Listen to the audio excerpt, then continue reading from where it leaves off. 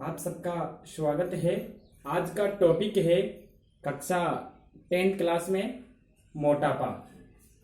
तो अपन बात मोटापा जो आजकल के व्यक्तियों की एक सामान्य प्रक्रिया हो गई है। मोटापा किसे कहते हैं? सबसे पहले अपन ये देखते हैं, मोटापा वसा युक्त चर्बी, वसा युक्त चर्बी, शरीर में वसा की मात्रा का अधिक मात्रा में एकत्रित होना, जिससे शरीर का वजन बढ़ता जाता है और शरीर का वजन बढ़ने से उसे अपन मोटापा कहते हैं।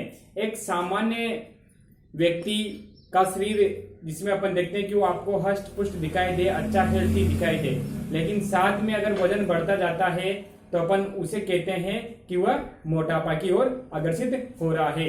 अब यहाँ अपन देखते हैं कि विद्यार्थियों में, यानी जो किशोर अवस्था की जो बालक बालिकाएं होती है, उनके लिए एक सूचकांक है। सूचकांक की बात करते हैं अपन। सूचकांक, ये सूचकांक है BMI। इसे अपन देखते हैं, इसका प्रोनाम है body mass index. Body mass index यानी बॉडी शरीर द्रव्यमान इंडेक्स या सूचकांक अपन कह सकते हैं। इसके अनुसार शरीर का वजन क्या होना चाहिए, इसमें एक श्रेणी दी हुई है, तो इसको आप समझ सकते हैं। जैसे इसी वजन को समझने के लिए 18.5 से अगर किसी का, यानी 1 मीटर जिसकी लंबाई है, किसी में होगा मीटर स्क्वायर में होगा, ये किसी में होगा मीटर स्क्वायर में। अगर किसी व्यक्ति का वजन कितना है 18.5 किलोग्राम है और उसकी ऊंचाई कितनी है 1 मीटर, तो वह वजन क्या होगा, इससे अगर यहां से कम होगा तो सामान्य से कम वजन होगा। अगर अपन बात करते हैं 18.5 से लेकर 25 तक, अगर यहां तक उस व्यक्ति का वजन है 1 मीटर की लंबाई है, तो उसका वजन कैसा होगा, बिल्कुल सामान्य वजन होगा। यहां अपन देखते हैं कि 18.5 किलो केजी से अगर वजन कम होगा तो अपन कहेंगे कि वह उसका सामान्य से वजन कम है। अगर उसी बालक या बालिका का अपन देखते हैं 18.5 से 25 किलोग्राम तक होता है, तो उसे अपन कहते हैं उसका सामान्य वजन है, वह मोटापा का शिकायत नहीं है। इसके बाद अपन देखते हैं 25 केजी से 30 केजी से, यानी 25 से 30 के मध्य होगा तो उसे कहेंगे अधिक वजन। 30 से 34 केजी, 30 से 34 केजी अगर उसका वजन, यहां अपन देखते हैं ये 25 केजी से 30 केजी के मध्य होगा तो वह अधिक वजन है, और 30 से 34 केजी के मध्य होगा तो मोटापा की श्रेणी नंबर 1 होगा। इसी प्रकार 34 से 40 केजी के मध्य होगा तो मोटापा की श्रेणी क्या होगी 2, और 40 से 45 के मध्य होगा तो श्रेणी नंबर क्या होगी 3 होती है। तो ये बॉडी मास इंडेक्स है, इसके तहत अपन बालक बालिका का, जो किशोर अवस्था के बालक बालिका है, उनका वजन पता कर सकते हैं। तो आप ये ध्यान रखना कि सामान्य वजन क्या होता है, 18.5 केजी से 25 केजी के मध्य मीटर स्क्वायर में होगा तो उसका वजन सामान्य वजन होता है। इससे कम होगा तो कम वजन है और अधिक होगा तो वह मोटापा की ओर बढ़ता है। आगे अपन बात करते हैं कि अपन के जो मोटापा है, उस मोटापा से शरीर पर क्या प्रभाव पड़ता है। आप देखते हैं आजकल मोटापा अगर किसी व्यक्ति का होगा, ओबेसिटी जिसे अपन इंग्लिश में कहते हैं, इससे शरीर पर क्या प्रभाव पड़ता है। तो अगर किसी व्यक्ति का शरीर सामान्य वजन से अधिक होता है तो उस व्यक्ति में मोटापा से संबंधित कई प्रकार की बीमारियां हो सकती है। जैसे अपन पहले ही बात करते हैं, जैसे हृदय से संबंधित, मधुमेह से संबंधित,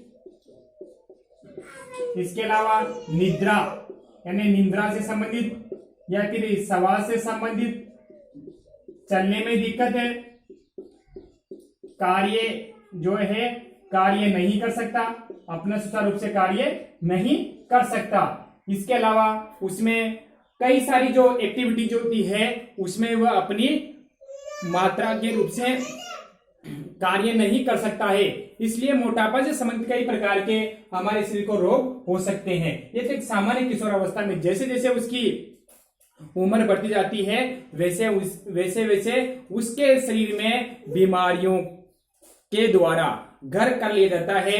और व्यक्ति अगर इसी प्रकार कहा जाता है कि जिस व्यक्ति का जितना लंबा बेल्ट का पट्टा है उसकी उम्र उतनी ही कम मानी जाती है। ये कहावत है कि जिस व्यक्ति के बेल्ट का पट्टा लंबा उम्र उतनी ही कम होती जाती है। आगे अपन बात करते हैं रक्तचाप। इसी में अपना एक पॉइंट है रक्तचाप या ब्लड प्रेशर। रक्तचाप को अगर अपन समझे तो समझने के लिए है रक्त द्वारा धमनियों में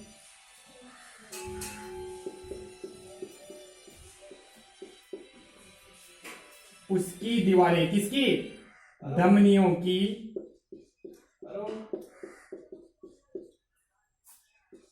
दीवारों पर डाले गए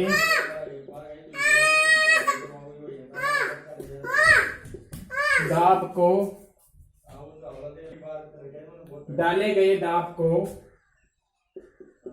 रक्तचाप या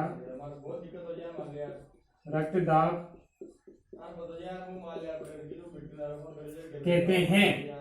यानी रक्त द्वारा धमनियों की दीवारों पर डाले गए दाब को रक्तचाप या रक्तदाब कहते हैं। इसको समझने से पहले अपन देखते हैं कि रक्तदाब दो प्रकार का होता है। रक्तदाब कितने प्रकार का होता है? दो प्रकार का होता है। इसके लिए अपन देखते हैं कि आप इसको सामान्य तौर पर अपन बात करते हैं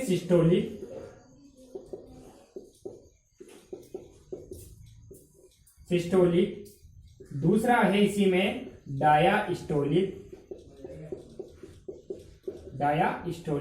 इसके लिए अपन देखते हैं सिस्टोलिक को अपन लेते हैं 120 mm और 80 mm।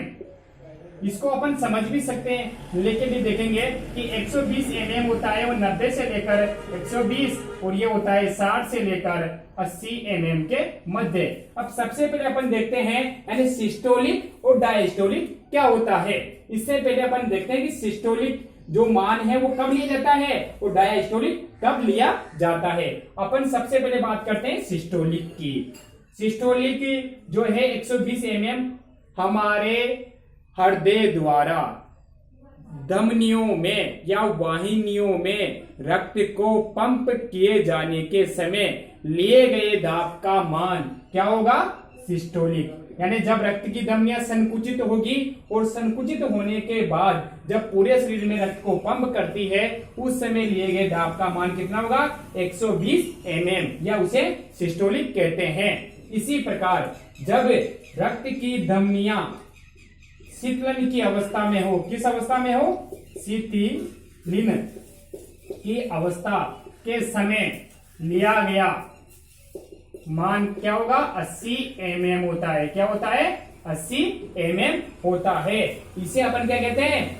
डायास्टोलिक कहते हैं। यानी सिस्टोलिक का मान उस समय जो दाब का मान कितना होना चाहिए? 90 से 120 के मध्य संकुचित का मान। अगर उससे अधिक होता है तो अपन हाई ब्लड प्रेशर कह सकते हैं। और उस समय अगर 60 से यानी जब मांसपेशियां क्या होगी? संकुचित होने के पश्चात वापिस शिथिल होती है, उस समय लिया गया मान अगर 60 से 80 के मध्य से कम होता है तो उसे अपन कह सकते हैं लो ब्लड प्रेशर या अपन इसे लो ब्लड प्रेशर कह सकते हैं या निम्न रक्तचाप अपन कह सकते हैं। अब अपन बात करते हैं कि रक्तचाप का मापन किससे करते हैं। तो सबसे पहले अपन बात करते हैं रक्त का मापन। रक्तचाप का जो मापन है वो किस मीटर से किया जाता है? हिंदी में बोले तो रक्तचाप मापी या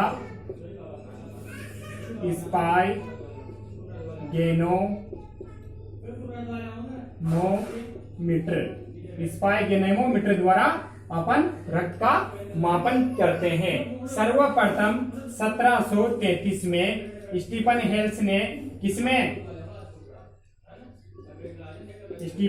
हेल्स ने किसमें? घोड़ा में। किसमें? घोड़े के या घोड़ा के रक्त में किसका मापन किया?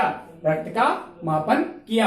इसके अलावा कापलन ने किसको? रक्तचाप को परिभाषित किया। ये भी आप चीजों को नोट कर सकते हो, इनको परिभाषित किया। तो ये तो सामान्य रक्तचाप मापी के बारे में बात हो गई। अब अपन बात करते हैं रक्तचाप जो दो प्रकार का है, निम्न और उच्च रक्तचाप। निम्न और उच्च रक्तचाप क्या होता है, इसको समझने के लिए अपन देखते हैं सबसे पहले लो ब्लड प्रेशर या निम्न रक्तचाप। निम्न रक्तचाप। अब यहां अपन है लो ब्लड प्रेशर, जिसे अपन कह सकते हैं। तो सबसे पहले अपन देखते हैं जब धमनियों में रक्त का प्रवाह कम होता है या 60 से 80 जो mm बताया गया डायस्टोलिक, इससे कम होता है, तो हमारे शरीर के जैसे मस्तिष्क है, शरीर के कई सारे अंगों में रक्त नहीं पहुंच पाता है। अगर रक्त नहीं पहुंच पाता है तो हमारे रक्त क्या करता है? खाद्यान्न यानी पोषण जो भी है खाद्य पदार्थों का प्रवाह करता है, अपशिष्ट पदार्थों का प्रवाह करता है, ऑक्सीजन का प्रवाह करता है, इनको ले जाने के लिए एक वाहक होता है। जब शरीर के मस्तिष्क में रक्त नहीं पहुंचेगा तो शरीर के मस्तिष्क में क्या होगा? दर्द उत्पन्न होगा। तो कई सारे ऐसे कारण हो सकते हैं निम्न रक्तचाप के। इसके बाद अपन बात करते हैं उच्च रक्तचाप। उच्च रक्तचाप यानी हाई ब्लड प्रेशर। इसके अगर अपन बात करते हैं क्यों होता है उच्च रक्तचाप। सामान्य तौर पर उच्च रक्तचाप कब होगा? जब धमनियों में रक्त का प्रवाह अधिक होगा तो दीवारों पर दाब अधिक पड़ेगा, तो उसका मान सिस्टोलिक का मान बढ़ेगा। तो ये उच्च रक्तचाप कब होता है? जैसे किसी व्यक्ति को चिंता है, क्रोध है, ईर्ष्या है, किसी लड़ाई झगड़े के समय जब क्रोध आता है किसी व्यक्ति को, या कोई अचानक दुख प्रकट होता है, इन सभी चीजों में, या फिर कहीं दौड़ते हुए आते हैं, या फिर अचानक कोई ऐसी घटना घटित होती है, तो उस व्यक्ति के भय से, डर से, या अन्य कई भी और भी जैसे चिंता होती है, व्यक्ति को अचानक चिंता उत्पन्न होती है, चिंता उत्पन्न होने से भी उसका ब्लड प्रेशर बढ़ता है, या अचानक कोई दुख प्रकट हो, शोक प्रकट हो, उससे भी उसको हो सकती है क्रोध होना। इस प्रकार की क्रियाओं में उस व्यक्ति की वाहिनियों पर रक्त का दाब बढ़ता है। अब इस प्रकार के रक्त का दाब बढ़ने से कभी कभी व्यक्ति की वाहिनियों में ज्यादा दाब बढ़ने से कई सारी बीमारी यानी हार्ट अटैक जैसी समस्या भी हो जाती है। तो ये उच्च रक्तचाप है। अब अपन बात करते हैं उच्च रक्तचाप के जो कारण है, ये और क्यों होते हैं उच्च रक्तचाप के। जैसे आजकल कई प्रकार के भोजन है, फास्ट फूड जैसे कचौरी है, समोसा है, तलिए जो तेलीय पदार्थ जिनको तला जाता है, उस प्रकार के पदार्थों को ग्रहण करने से भी फास्ट फूड होता है। मोटापा में भी यही है। मोटापा में वसा युक्त और चर्बी युक्त या फास्ट फूड जैसे हैं, पास्ता है, बर्गर है, चाउमीन है, पिज्जा है, इन चीजों की अगर अपन अधिक ग्रहण करते हैं तो वह हमारे शरीर में किसकी ओर बढ़ाएंगे? उच्च रक्तचाप को। किसको? उच्च रक्तचाप को बढ़ाते हैं। इस प्रकार के यानी मिठाइयां जैसे पदार्थ है, उनको खाने पर भी हमारे शरीर में हाई ब्लड प्रेशर बढ़ता है। तो इन चीजों को यानी फास्ट फूड है, जंक फूड है, इन चीजों से दूर रहना चाहिए। अगर इनको अपन ग्रहण करते हैं तो इन बीमारियों को अपन क्या करते हैं? न्योता देते हैं, आमंत्रण करते हैं कि हमारे शरीर में आ जाओ। तो अपन को इन बीमारियों से दूर रहने के लिए इन चीजों को भी क्या करना है कि हमारे पास मत आइए, हमारे को ये बीमारियां हो सकती है। अब अपन क्या कर सकते हैं कि निम्न रक्तचाप या उच्च रक्तचाप का बचाव कैसे करें जिससे हमारे पास ये बीमारियां नहीं आए। इसके लिए अपन क्या करते हैं,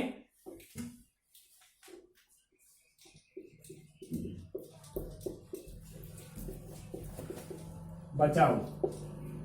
सामान्य तौर पर अपन देखते हैं कि अगर किसी व्यक्ति को रक्तचाप है या लो ब्लड प्रेशर है, हाई ब्लड प्रेशर है, तो सबसे पहले अपन को देखना है कि वो किसी जैसे एल्कोहल है, शराब है, बीड़ी सिगरेट है, धूम्रपान है, इन चीजों से दूर रहना है। साथ में जो अभी बताया जिनके कारण होता है, जंक फूड है, फास्ट फूड है, या चर्बी युक्त जो भी चीजें हैं, वसा युक्त जो भी चीजें हैं, उनका सेवन नहीं करना चाहिए। करना क्या चाहिए? हरी सब्जियां हैं, पत्तेदार सब्जियां हैं, उनको ग्रहण करना चाहिए। साथ में जो तेलीय पदार्थ है उनको नकारना है। कैल्शियम यानी दूध कैल्शियम, मैग्नीशियम यानी पोटेशियम युक्त यानी अपन को सर्वाधिक मात्रा में क्या ग्रहण करना चाहिए, मिनरल ग्रहण करना चाहिए। मिनरल्स जिसे अपन कहते हैं खनिज लवण, कैल्शियम है, पोटेशियम है, मैग्नीशियम है, फास्फोरस है, जिनमें ये अधिक मात्रा में पाया जाता है उन फल को ग्रहण करें या उन चीजों को अपन को ग्रहण करना चाहिए। साथ में अपनी दैनिक जो क्रिया होती है